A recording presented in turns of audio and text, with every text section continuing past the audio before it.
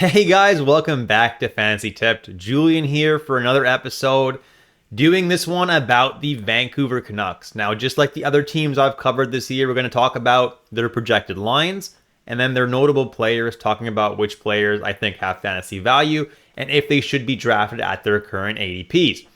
Before we jump into it, guys, drop a like and hit that subscribe button if you haven't already. And if you do want to take your support to the next level, consider hitting that join button either on YouTube or on Patreon. You get perks like early access videos, my draft rankings, and you get to join my members only Patreon league if you do decide to join it, and there is still room. Room is filling up fast.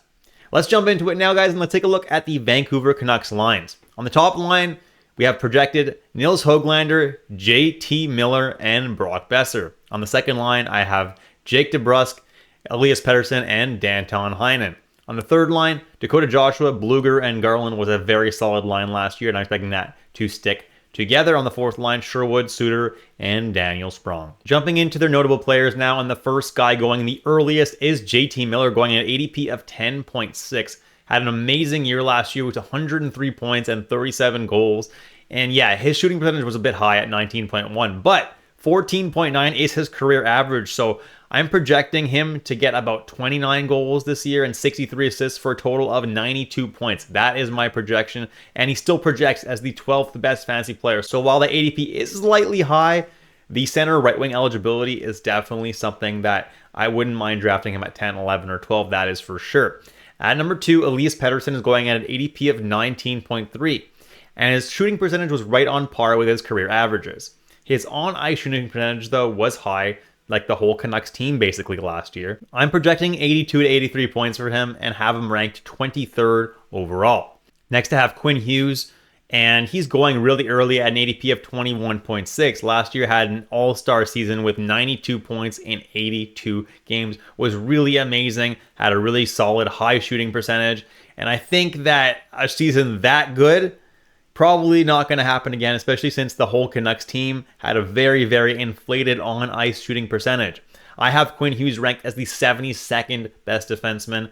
Yes, because peripherals are not that great for him. So in leagues that count peripherals and not just pure points, he does rank around the 70 range. Whereas if you are in a pure points league, Quinn Hughes, you can draft this early, no problem. Next guy on this list is Thatcher Demko. And Thatcher Demko is my number 2 ranked goalie in fantasy. So you guys know that I'm pretty high on Thatcher Demko this year. I think the Canucks are going to do very, very well, and I think Thatcher Demko is a phenomenal goalie. Had 5 shutouts last year, 35 wins. Like, he was an absolute stud, and if he can stay healthy, oh boy, you guys are in for a treat drafting this guy. The only thing is, he does have some lingering, I think it's hip issues, so they may not give him quite as many starts as you would give a normal starting goalie just to try to keep this guy healthy, but I think he's going to have himself a solid year regardless. Then Brock Boeser going at an ADP of 62.2, obviously had an amazing year last year, getting 73 points and 40 goals. In my opinion, he's going way too early. His shooting percentage was almost 20% last year, so he's going to go back to closer to his career average, guys, so that goal total is probably going to go down significantly. I have him ranked at 117th best fantasy player this year. And fun fact, this dude is completely allergic to hitting. He only had 7 hits last year, so definitely don't expect other peripherals to help you out with him. The next guy is Filip Hronek going on an ADP of 128.1. And yeah, he had 48 points last year, but is that replicable? His on-ice shooting percentage was very high last year, and I'm expecting a pretty sizable regression. I'm expecting him to get around 38 points this year, and his peripherals aren't really that great, so picking him this early, I don't like that at all here. The next guy is Jake DeBrusk, and I see him playing on a line with Elias Pettersson and Danton Heinen. Danton Heinen because he's actually played with him in the past and done pretty decently with him in the past. Now, I'm not expecting Heinen to do anything fancy-wise, but DeBrusk could have some fantasy value. Had a point every couple of games last year, but this year could potentially get power play time on that Canucks top power play, which features the likes of Pettersson, Miller, Boeser, and Quinn Hughes. If he gets that spot, I definitely don't absolutely hate this ADP, but if he doesn't get that spot in preseason, I'm probably not drafting him over here. I have him ranked personally at 191. Then Arturs Silovs is going on an ADP of 162, and while Demko may not quite get as many starts as some other starting goalies, I don't think Silovs really has that much value this year in fantasy unless Demko is really hurting from that hip injury at any point and, Silovs starts getting every second start or so, but I'm not really seeing that happen because I think Demko is going to have himself a really solid year regardless of that. And I think grabbing Silovs here doesn't make a whole lot of sense for the amount of games that you're actually going to get from him. Then Dakota Joshua had 18 goals and 14 assists last year for a total of 32 points, which isn't really anything to be too crazy about. But where Dakota Joshua has a lot of value is his hits. And he hits a lot. So if you are in a league that gives you points for hits or you're in a categories league, Dakota Joshua is actually quite valuable. I have him ranked as my 133rd best player. Now, I know what you're thinking. His shooting percentage was very, very high last year, and it was. That's definitely going to go down.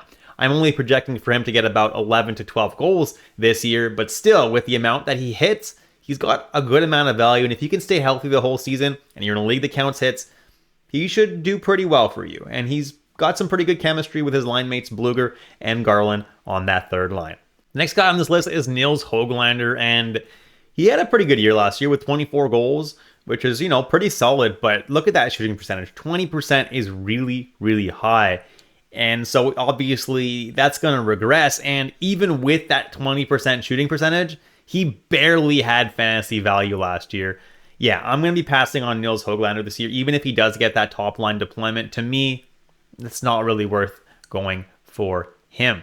Then Conor Garland is someone who I kind of like a little bit this year. I don't think he has like a crazy amount of fantasy value, but if you're in the later rounds of your draft, he's someone who's pretty safe, shoots a decent amount, is pretty safe with the amount of points he gets as well. Has got some good chemistry with Dakota Joshua and Blueger, so he's not exactly an exciting pick. He doesn't have a huge ceiling, but the floor is pretty decent with Conor Garland if you are in a deep league. I have him ranked as the 219th best fantasy player, but honestly, if he gets top power play time like he was near the end of last season, he could finish even higher than that. Then Kiefer Sherwood, someone who's interesting because of the amount that he hits, and he really did hit a lot last year, but he did get better deployment with Nashville. I believe he was second or third line most of the year. This year, he's probably going to be fourth line for the majority of the year, so that hitting total, it might still be good, but the points are going to go down, so I don't really see Kiefer Sherwood as a viable fantasy player this year unless you're in need for hits in a categories league on any given week. And that's it, guys. If you liked my content today, drop a like and hit that subscribe button if you haven't already. Let me know down in the comments if you agree with everything I said today, and I'll catch you in the next episode of Fantasy Tipped.